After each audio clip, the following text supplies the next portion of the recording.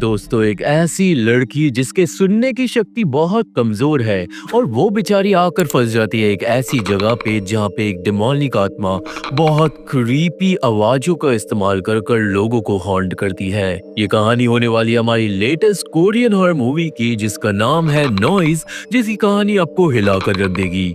Movie काफी डरावनी थी और जो मूवी का नाम है ना नॉइज, वो इस मूवी के काम से बहुत मैच कर रहा है। मूवी को देखने पे कई बार कान बंद करने पड़ते हैं क्योंकि जो क्रीपी आवाजें हैं वो दिमाग को चीरने वाली है, और इसलिए आप लोग वीडियो को पूरा लास्ट तक देखना।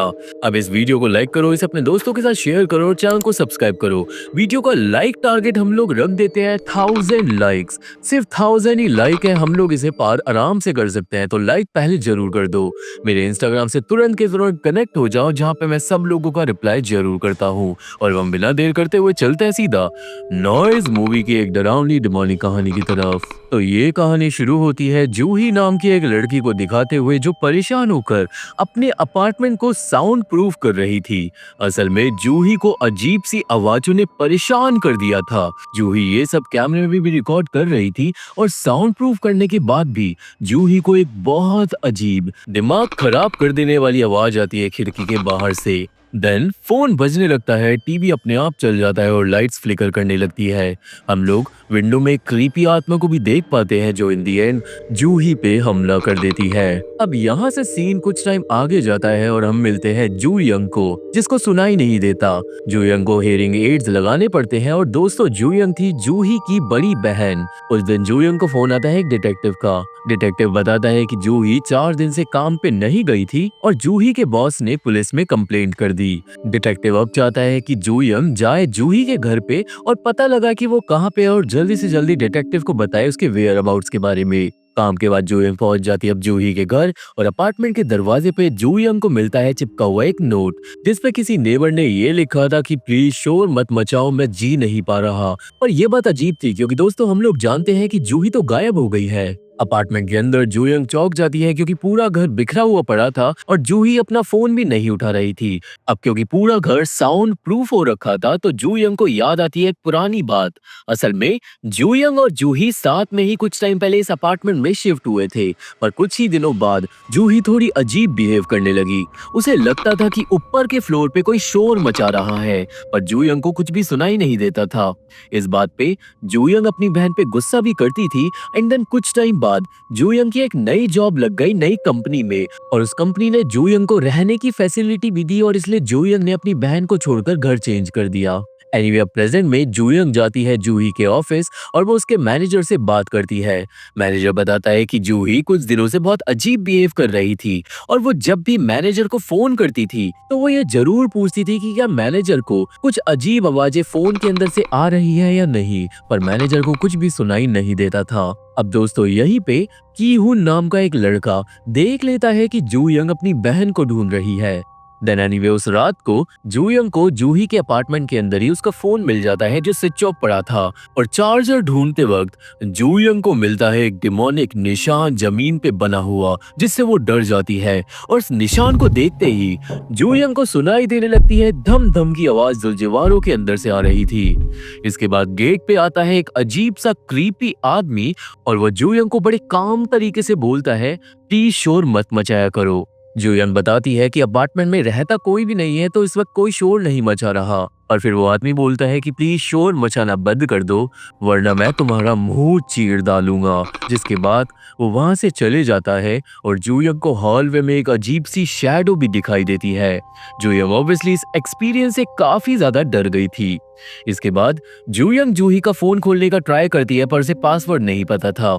हम लोगों को ये भी पता चलता है कि कुछ टाइम पहले जूही और जू यंग के मम्मी पापा एक कार एक्सीडेंट में मारे गए थे और उसी कार एक्सीडेंट के बाद से जू यंग थोड़ी बहरी हो गई थी। एनीवे अगले दिन जू यंग बिल्डिंग के गार्ड से बात करती है पर गार्ड पे भी कोई ज्यादा इन्फॉर्मेशन नहीं थी, एक्सेप्ट बातों बातों में गार्ड अपार्टमेंट नंबर 604 के बारे में कुछ बताना स्टार्ट करता है। पर इससे पहले वो कुछ भी बता पाता, मीना नाम की एक औरत वहां पे आ जाती है कंप्लेंट करने के लिए। मीना को बेसमेंट से बदबू आ रही थी और दोस्तों यहाँ पे मैं ये भी बता दूं कि जूही और जू यंग अपार्टमेंट 604 में ही रहते हैं। एनीवे अब मीना, जूयंग और गार्ड जाकर चेक करते हैं बेसमेंट को, जिसमें बहुत सारा कूड़ा पड़ा हुआ था और उसी से स्मेल आ रही थी। गार्ड बताता है कि ये कूड़ा बिल्डिंग के मालिक को साफ करवाना था, पर 10 साल हो गए हैं और अभी तक कूड़ा साफ नहीं हुआ है। और इतना ही नहीं, अपार्टमेंट में रहने वाले लोग आते जाते बेसमेंट की खिड़कियों से कूड़ा और अंदर फेंक देते हैं और इसलिए अब बदबू ज्यादा बढ़ गई है और जो ग्राउंड फ्लोर पे लोग रहते हैं ना, वो परेशान हो गए हैं। मीना भी एक हफ्ते पहले ही शिफ्ट हुई थी ग्राउंड फ्लोर पे और इसलिए वो कंप्लेन करना चाहती थी, पर तभी आती है उन्मी, जिसने बिल्डिंग में एक अपार्टमेंट बहुत पहले ही खरीद रखा था। उन्मी काइंडा इम्पोर्टेंट मेंबर थी कम्युनिटी की और उन्मी के हिसाब से रेंट पे रहने वाले लोग कंप्लेन नहीं कर सकते। उन्मी देन मीना से बहसबाजी कर कर उसे वापस घर भेज देती है और इस आर्ग्यूमेंट के बाद जूयंग गार्ड से पूछती है फिर से अपार्टमेंट 604 के बारे में। पर यहाँ पर उन्मी गार्ड को कहानी नहीं बताने देती और उसे जानबूझकर काम पे बुला लेती है। देन उस दिन जब जूयंग अपने बॉस से बात कर रही थी तो हमें पता चलता है कि उसके पास एक ऐप है जिसके अंदर आसपास जो भी लोग बात कर रहे होते हैं ना, वो ऑटोमेटिकली रिटन फॉर्म में टाइप हो जाता है ताकि जूयंग को परेशानी ना हो। अब उस रात को जूयंग को फिर से एक और नोट मिलता है दरवाजे पे, जिस पे फिर से पड़ोसी ने वार्निंग लिखी हुई थी कि प्लीज शोर मचाना बंद कर दो वरना अच्छा नहीं होगा। पर जूयंग ध्यान नहीं देती, वो अपना काम वगैरह करने में लग जाती है और आज जूयंग को मिलता है एक प्रेजेंट क्लोजेट के अंदर। दोस्तों असल में जूही ने जूयंग के लिए महंगे वाले हेयरिंग एड्स खरीद रखे थे उसके बर्थडे के लिए, जिनमें जूयंग गाने भी सुन सकती है और रिकॉर्डिंग भी कर सकती है। जूही ने केक वगैरह भी छिपा कर रखा हुआ था और ये सब देखकर जूयंग रोने लगती है। देन जूयंग जूही के फोन में अपनी बर्थडे की डेट डालती है और सरप्राइजिंगली फोन खुल जाता है। मतलब जूही अपनी बहन से बड़ा प्यार करती थी। अब फोन में जूयंग सबसे पहले मैसेज कर देती है उस इंसान को जिससे जूही ने लास्ट टाइम पे कॉल पे बात करी थी। देन जूयंग को बहुत सारी रिकॉर्डिंग्स मिलती है जूही के फोन में जो घर में आने वाली आवाजों की बनाई गई थी। जूयंग बैठ के उन आवाजों को सुनती है जिसमें मोस्टली खटखट और धमधम की आवाजें थी। पर देन जूयंग को सुनाई देती है एक क्रीपी आवाज जिससे जूयंग के होश उड़ जाते हैं क्योंकि रिकॉर्डिंग तो खत्म हो गई थी और आवाज अभी भी आ रही थी। जूयंग डर के मारे अब पूरा घर इन्वेस्टिगेट करती है पर उसे कोई भी नहीं मिलता। एंड देन देर रात को कोई गेट पे आ जाता है और वो बात करने लगता है जूही की आवाज में। पर जैसे ही जूयंग खुश होकर दरवाजा खोलने वाली थी तभी उसे याद आता है कि गेट पे ना इलेक्ट्रॉनिक लॉक है और जूही को अपने घर का पासवर्ड तो पता ही होगा, तो वो दरवाजा क्यों खुलवा रही है। देन अचानक आने लगती है क्रीपी क्रीपी आवाजें जिससे जूयंग के कान फटने लगते हैं और वो जाग जाती है। मतलब ये बस एक सपना था। अब नेक्स्ट डे जूयंग से मिलने आता है कीहुन जिसे हमने पहले देखा था और दोस्तों कीहुन निकलता है जूही का बॉयफ्रेंड। अब आपका तो पता नहीं पर मेरे हिसाब से जूही के बॉयफ्रेंड को थोड़ी देर से उसकी चिंता हुई है। एनीवे कीहुन जूयंग की मदद करना चाहता था जूही को ढूंढने में, पर तभी जूही का फोन बजने लगता है। दोस्तों फोन पे थी म्यंगजा नाम की एक औरत जिससे जूही ने आखिरी बार बात करी थी गायब होने से पहले। जूयंग और कीहुन अब म्यंगजा से मिलने के लिए जाते हैं पर म्यंगजा जूयंग को बताती है कि वो जूही को जानती नहीं थी। म्यंगजा बताती है कि एक रात जूही ने उसे फोन किया और वो उसे बिल्डिंग के बारे में पूछने लगी क्योंकि म्यंगजा कुछ टाइम पहले उस बिल्डिंग के अंदर रहकर आई थी। म्यंगजा सुनाती है अपार्टमेंट 604 की कहानी। असल में एक औरत उस अपार्टमेंट के अंदर रहती थी पर पहले दिन से ही वो औरत सबको ये बोलने लगी कि ये बिल्डिंग हॉन्टेड है और अपार्टमेंट 704 के अंदर से उसे आवाजें सुनाई देती है और फिर एक दिन उस औरत ने फांसी लगा ली। ये सारी बातें म्यंगजा ने जूही को भी बताई थी जिसके बाद जूही उसी रात को गायब हो गई थी। तो क्या ये हो सकता है कि जूही को उसी औरत का भूत परेशान कर रहा था या फिर कोई और चीज थी जो इस अपार्टमेंट में घूमती है? हमें जल्दी ही पता चलेगा। ये कहानी सुनकर जूयंग और कीहुन अपार्टमेंट लौटते हैं और उन्हें मिलती है एक और वार्निंग जिसमें किसी पड़ोसी ने लिखा हुआ था कि हर छोटी छोटी चीज की आवाज उसे अपार्टमेंट के अंदर से आ रही है और अगर शोर बंद नहीं हुआ तो वो सबको मार डालेगा। पर दोस्तों नोट के अंदर वॉशरूम जाने की आवाज, चलने की आवाज, हेयर ड्रायर की आवाज, वॉशिंग मशीन की आवाज और बहुत अजीब अजीब आवाजों के बारे में लिखा हुआ था जो अपार्टमेंट के बाहर जाना नामुमकिन है। एनीवे, जूयंग इसे भी इग्नोर कर देती है और रात को कीहुन जूही के मिसिंग पोस्टर्स बनाता है। पर अब जब कीहुन चल रहा था ना फ्लोर पर, तो उसके कदमों की आवाज जूयंग को परेशान कर रही थी। कहने का मतलब इस घर का श्राप अब जूयंग को भी लग रहा है।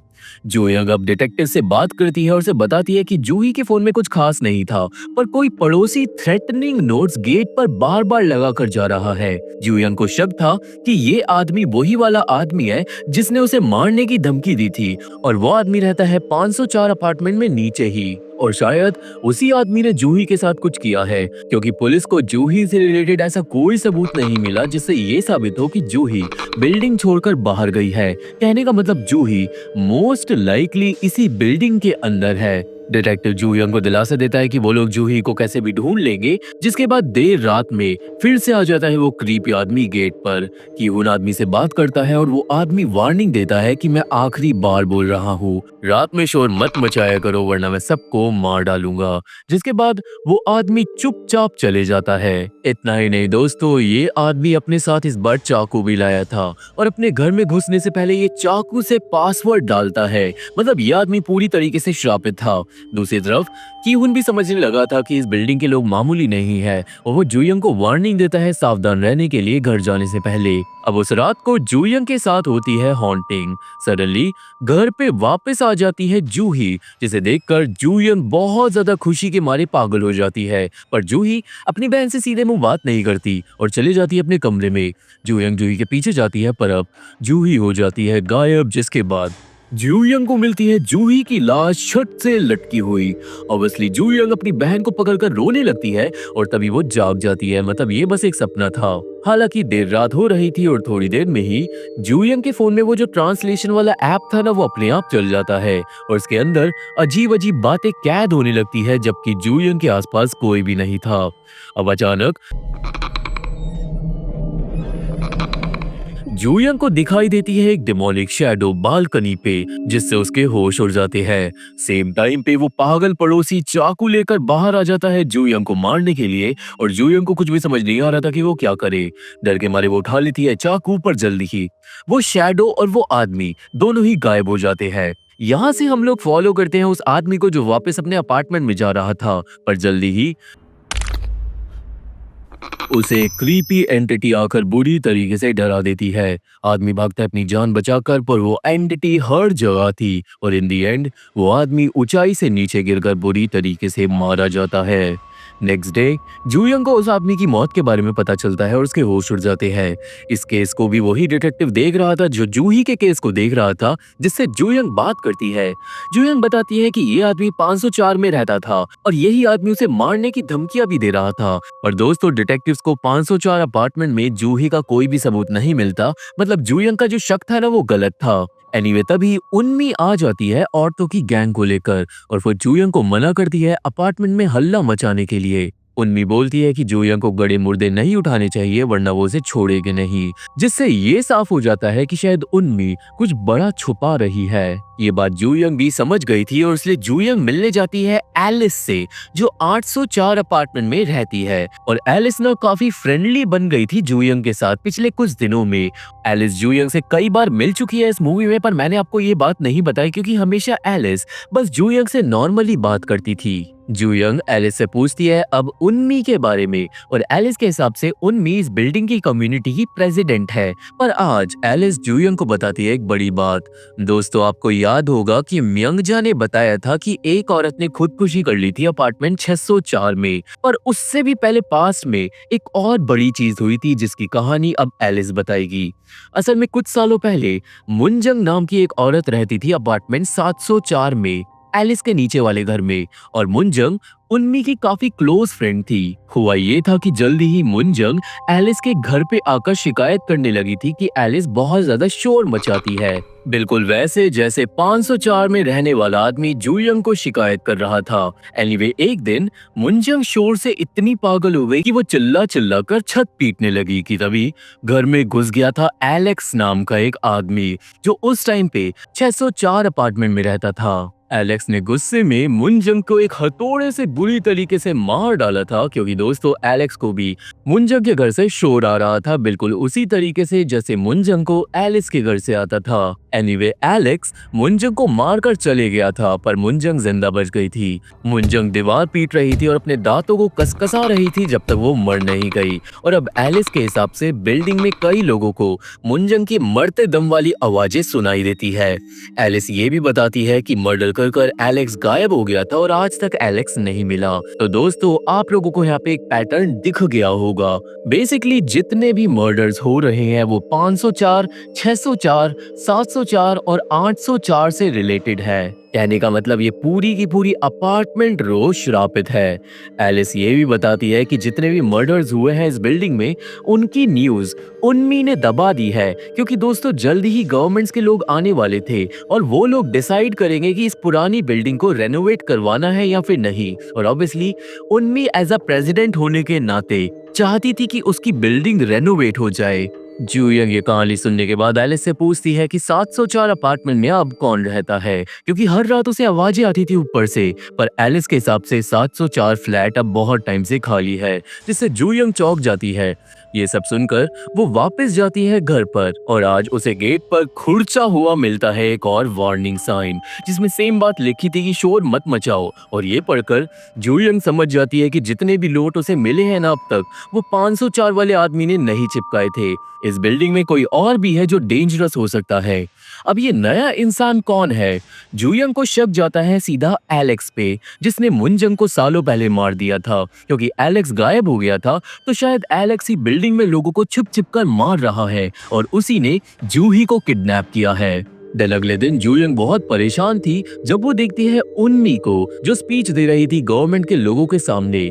उन्मी रिसेंट में हुई मौत को भी यूज कर रही थी अपनी स्पीच में अच्छा दिखने के लिए, जिससे जूयंग को आ जाता है गुस्सा और वो जाकर माइक की तार निकालकर सारे के सारे लोगों के सामने बता देती है इस बिल्डिंग की सच्चाई की, कैसे कितने लोग इस बिल्डिंग के अंदर मरे हैं और कैसे उन्मी न्यूज को छिपवा देती है। ऑब्वियसली उन्मी को बहुत गुस्सा आता है और वो हमला कर देती है जूयंग पे। दोनों औरतों में हो जाती है घमासान लड़ाई, जिससे रुकवाता है कीहुन, जो अभी अभी बिल्डिंग पहुंचा था। हालांकि इस लड़ाई में उन्मी को पता चल जाता है कि जूयंग आधी बहरी है। एनीवे दोस्तों उस दिन कीहोन को मिली थी एलेक्स की एक फोटो सीसीटीवी कैमरा से, जो रिसेंटली ली गई थी और बिल्डिंग के अंदर की ही थी। कहने का मतलब जूयंग का शक सही था, एलेक्स बिल्डिंग में ही छिपा हुआ है, पर आखिर कहां पर? ये बात सोचकर जूयंग का शक जाता है बेसमेंट पे। तुरंत अब कीहुन और जूयंग जाते हैं बेसमेंट के अंदर और इस जगह को इन्वेस्टिगेट करने पे उन्हें मिलते हैं लंबे लंबे अबैंडन्ड हॉलवे। वो जगह इतनी बड़ी थी कि दोनों को अलग अलग होकर इन्वेस्टिगेट करना पड़ता है और थोड़ी देर में कीहुन पहुंच जाता है एक कमरे में जहां पर उसे मिलती है एलेक्स की लाश, जिससे उसके होश उड़ जाते हैं। क्योंकि दोस्तों अगर एलेक्स मर चुका है तो सीसीटीवी कैमरे में उसकी फोटो कैसे कैद हो गई? एक दिन कीहुन को सुनाई देने लगती है वो क्रीपी आवाज और कीहुन काइंड ऑफ पोजेस्ड हो जाता है, जिससे ये साफ था कि ये कोई मर्डर मिस्ट्री नहीं है, यहाँ पे सच में कोई डिमोनिक एंटिटी है। वहीं दूसरी तरफ जूयंग इधर उधर घूम रही थी जब उसे मिलता है कीहुन, जिसकी अचानक गर्दन चटकती है और वो ईविल तरीके से हमला कर देता है जूयंग पे। जूयंग कीहुन से लड़ाई करती है और सिर्फ किसी तरीके से बचकर भागती है, पर अब जूयंग को भी हर तरफ से क्रीपी आवाजें आ रही थी। इन दी एंड जूयंग क्रॉल कर बाहर निकलती है बेसमेंट से खिड़की के बाहर, पर वो हद से ज्यादा घायल हो गई थी और कीहुन उसे वापस खींच रहा था और सरप्राइजिंगली यहाँ पे जूयंग को आकर बचा लेती है उन्मी।